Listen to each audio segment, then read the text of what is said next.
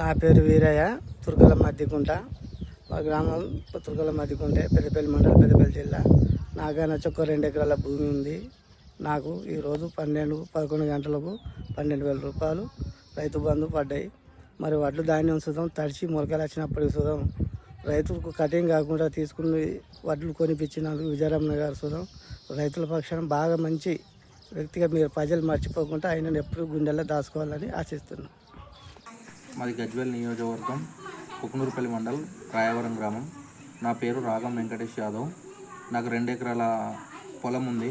2 ఎకరాల పొలం గాను గత యాసంగి సీజన్కి, ఈ వర్షాకాల సీజన్కి పంట కాలానికి ముందే రైతు భరోసా డబ్బులు 12,000 రూపాయలు విడుదల చేయడం ద్వారా నాకు పంట చేసుకోవడానికి సులువుగా ఉంటుంది. కాబట్టి రైతులకు మంచి సపోర్ట్ చేస్తున్న రేవంత్ రెడ్డి ప్రభుత్వానికి, కాంగ్రెస్ ప్రభుత్వానికి, ఉప ముఖ్యమంత్రి బట్టి విక్రమార్క గారికి ప్రత్యేకంగా ధన్యవాదాలు తెలుపుతున్నాము.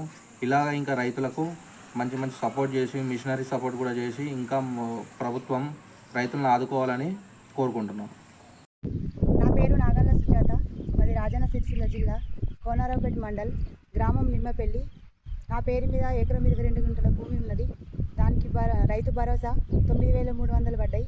మేము పంట పొలాలు సాగు చేయకముందుకే ఈ డబ్బులు పడడం వల్ల ఎరువులకు ఉపయోగపడుతుంది.